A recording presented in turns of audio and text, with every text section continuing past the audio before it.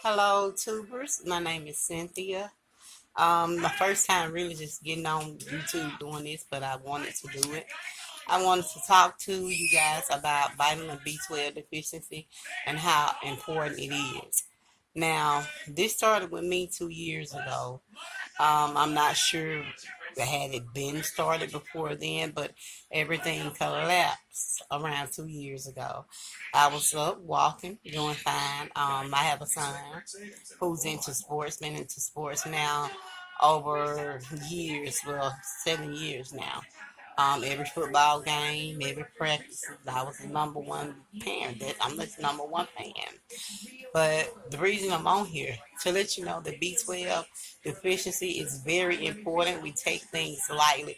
B12 deficiency it is something that our body must have, and our body do not cannot get it ourselves. We have to get it from meat, animals, dairy products, poultry, and things like that, or a substitute. But 2 years ago, it started with my hands being numb. And I was going to the doctor. Matter of fact, I went to the emergency room.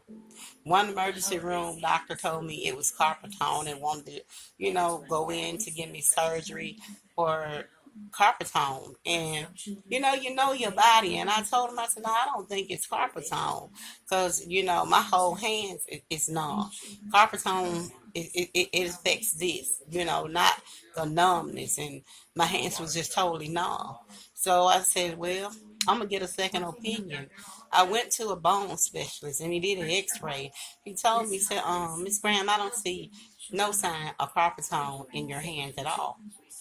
So he sat there and he looked at me. He said, well, this might be coming from your neck or spine. He said, but I'm not, my career is not in that. My field is not in it. I'm a bone specialist, but I can send you to one of the best spine specialists I know. So I went to Jackson, Mississippi during the time of my date to go to the specialist to check it out.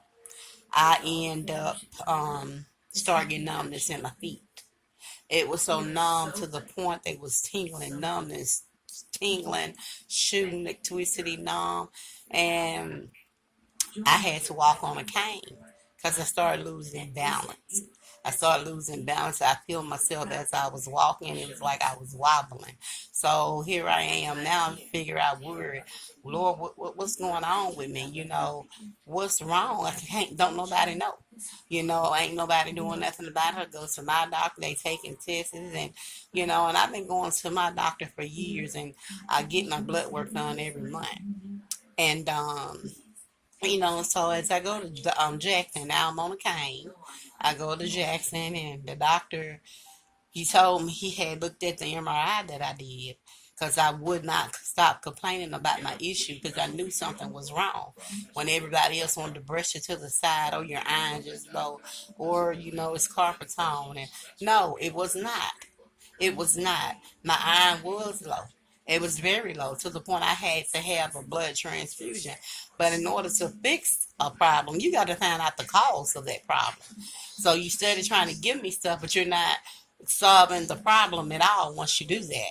But to make a long story short, the doctor said, well, you know, I've been doing this for years, and I can tell you now, Miss Graham, you have some type of deficiency. Go tell your doctor to check you for a deficiency because if not, something will be going on with your spine. So I'm on my way back to Starksville, Mississippi. I go to my doctor and I tell my doctor those exact words. And did blood work and it led to nothing. So, along about a month after that, got ready to get up out the bed and my whole left leg wouldn't even move. And I'm standing at home, and I was at home by myself because my son was at school, my fiance was at work. So my phone was on the bed, and I'm looking at myself because I'm in a situation now of, Lord, what am I going to do? I can't even call for help. I can't call the ambulance. I can't call a friend to come over because the phone is on the bed. And I can't move, so I did the only thing I could do. Stood by the wall that I was standing on and slid down to the floor. And I moved my body, and my legs felt like it was tons of weight. And I called and got help. My fiance came home. I went to the hospital. They thought it was a stroke. took tests and took CAT scans and different tests, and it wasn't no stroke. And after they found out it wasn't no stroke, it really wasn't their concern no more. They didn't care. But I cared because I couldn't walk. So the next 2 days after the left leg did that, the right leg, I couldn't walk. When I stood, I shook like a calf. You know how a horse be born. And when they first born, they unstable. They have to get themselves stable enough to be able to stand up that their legs go to shaking and trembling. And that's how mine was. My muscles were so weak that I could not move.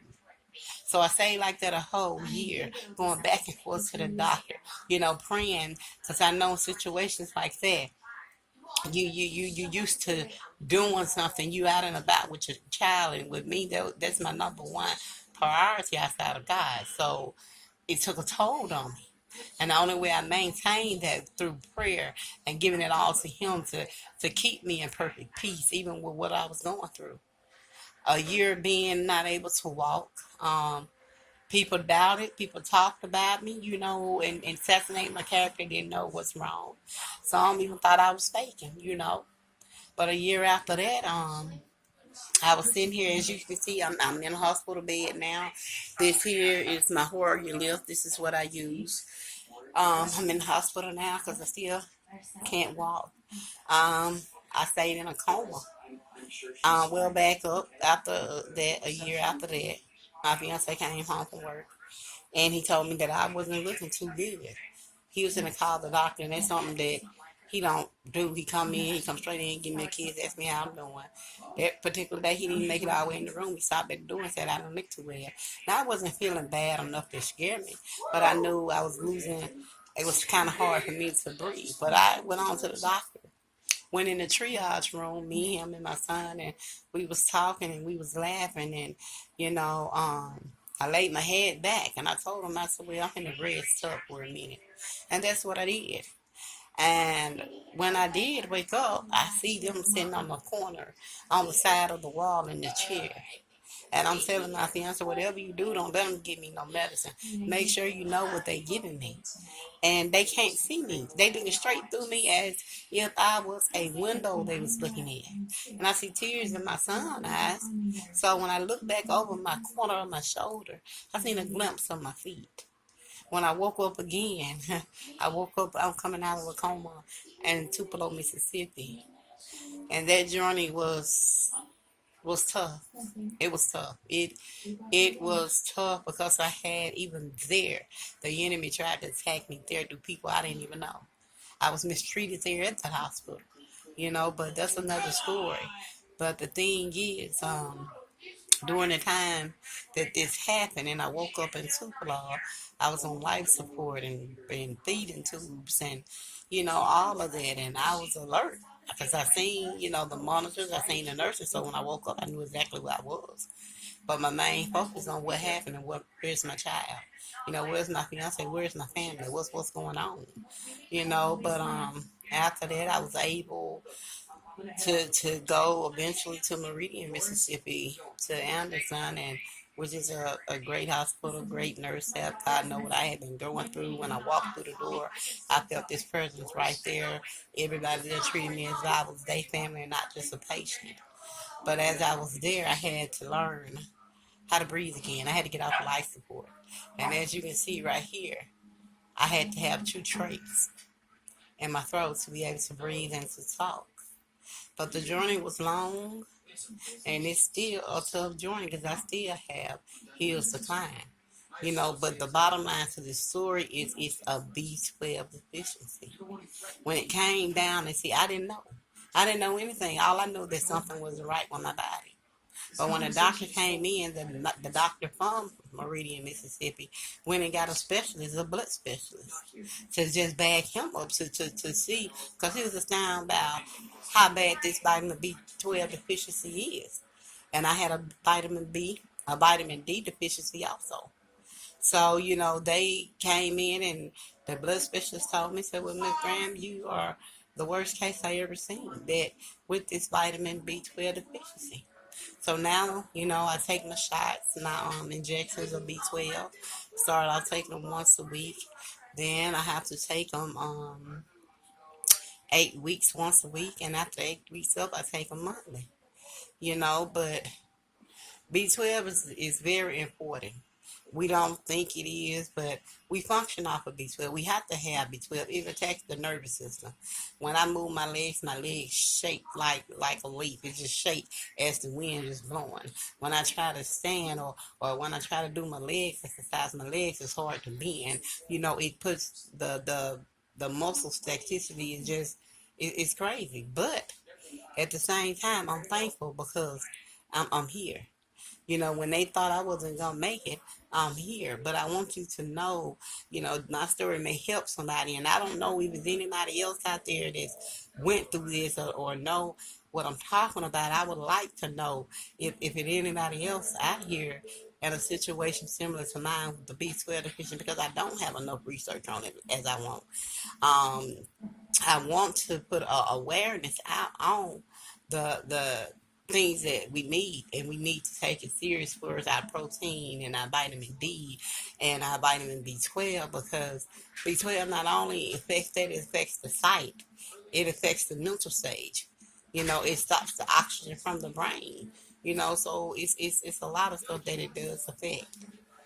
And I wanted to just share this story because, like I said, it has been a journey, but I'm here and I'm still pushing forward, and I'm still, seeking and knowing and believing that even though the doctors may think one thing, I know for sure who's my healer, who kept me here when they said I wasn't going to make it. Um, so if anybody out there that got vitamin B12 deficiency or want to know any type of question, please don't hesitate. Hit me up. I would like to know if anybody is in this same predicament or know someone in this predicament. Watch your body.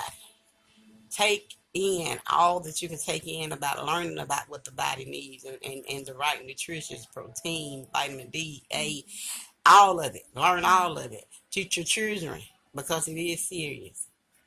Take it from me. Been there, still here, but moving forward. And 2018 will be my best year to come, and I wish it to all that's watching that it will be y'all best year also. See you guys later.